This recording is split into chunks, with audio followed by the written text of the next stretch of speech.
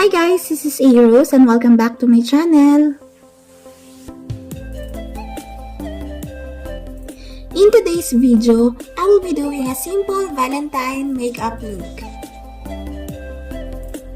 Even if we have or without a date on this Valentine's Day, you're not alone, girl, and we should still have to look pretty.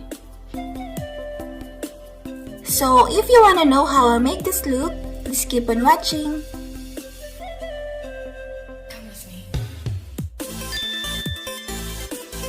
I've done already moisturizing my face first. Now I'm gonna go on filling my brows using Makeup Pro from Daiso on the shade brown.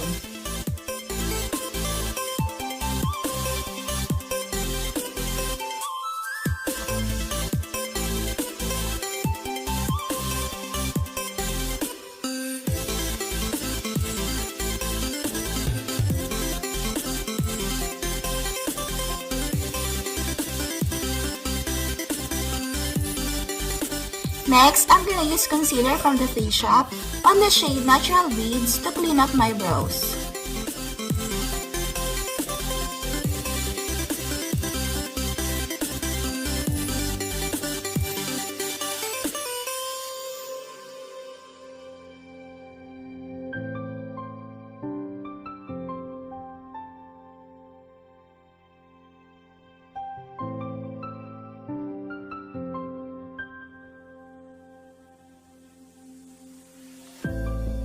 Using the same concealer, I'm gonna put a base on my eyelids.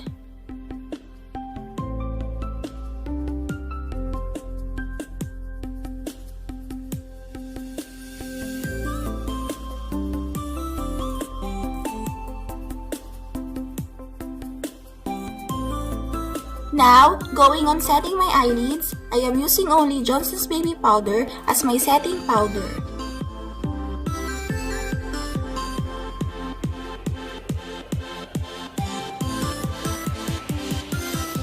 And for my eyeshadow, I'm gonna use Trendies eye palette. I'm gonna use the maroon shades for the transitions.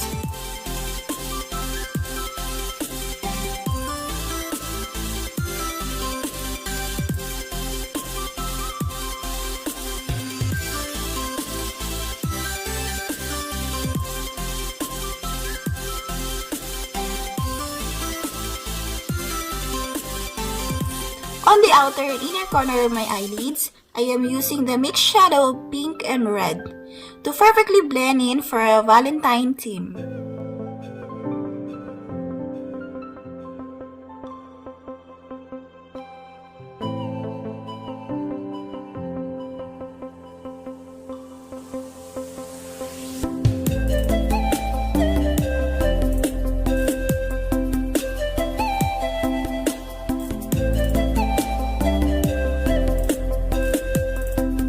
Now I'm gonna use this Twinkle Pearl Pigment from Daiso for the inner corner and center of my eyelids.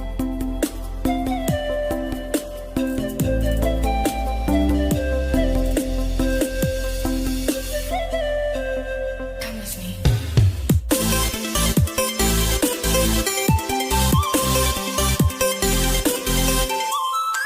Next, I'm gonna make a wing liner using Moly Backgel.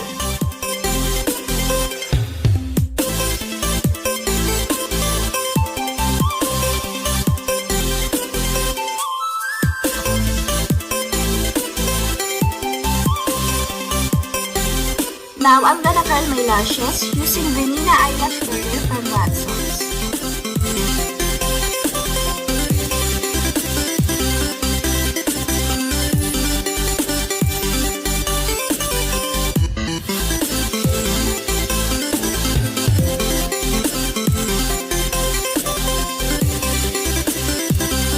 And then applying mascara using Eyeliner mascara from Daiso.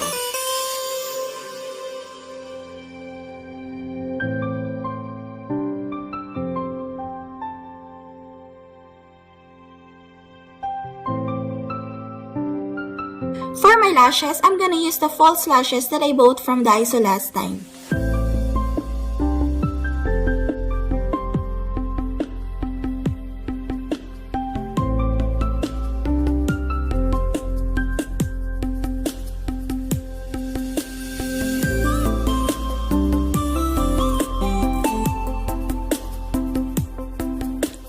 from CB Trendies eye palette, I'm gonna use this brown shade for my bottom lash line.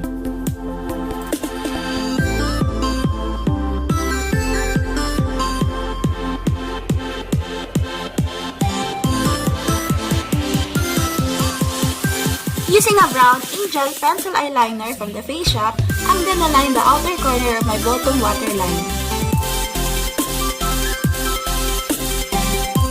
And applying mascara also on the bottom lashes.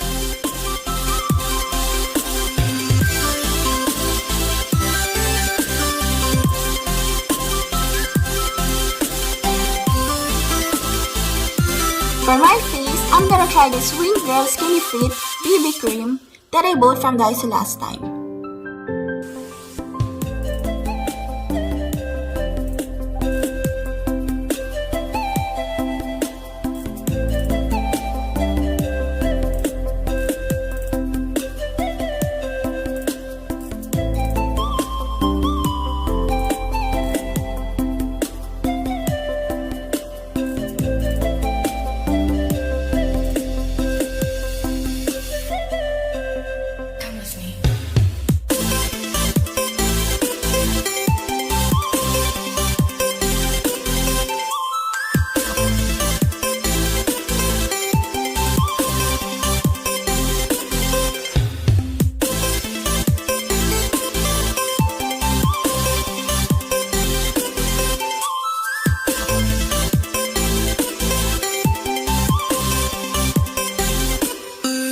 Next, I'm gonna conceal my face to build some extra coverage.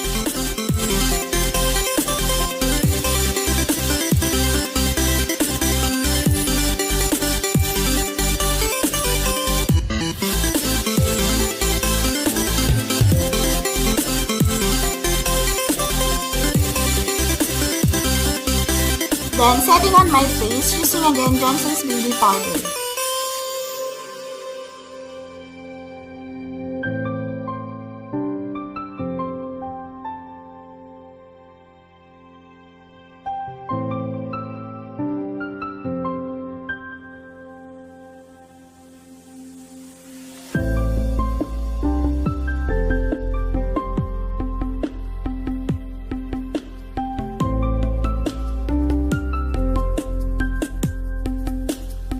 A round face, so I'm gonna contour my face using the brown shadow on the eye palette.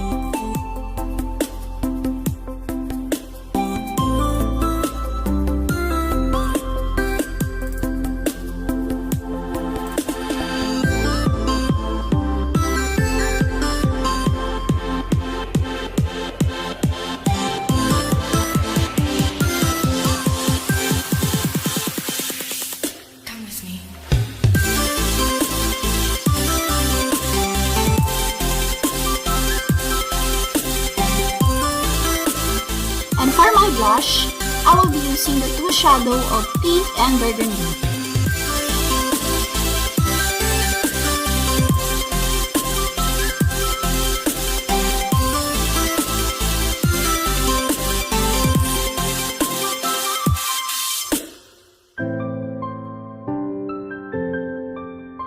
Next, I'm gonna highlight using the lighter shade on the same palette.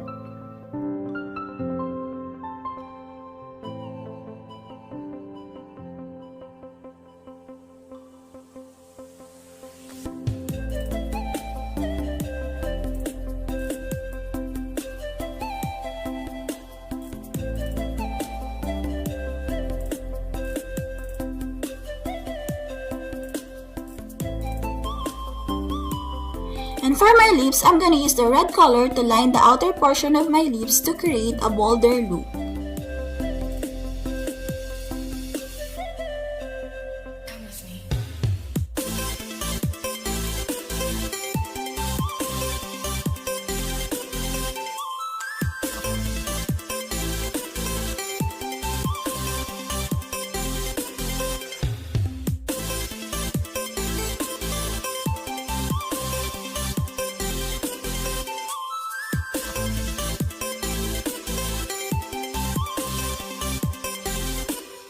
Next, I'm gonna apply a lip color using 3CE Velvet Liptint on the shade red to create a sexy look.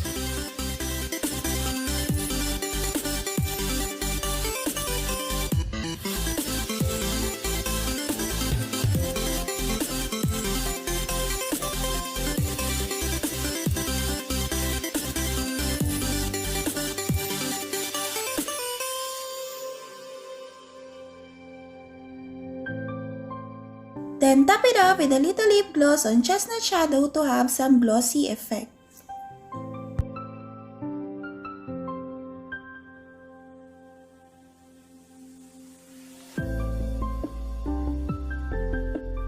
And lastly, to set off my face, I'm gonna use Aloe Water Facial Mist from the Face Shop. And it's all said and done.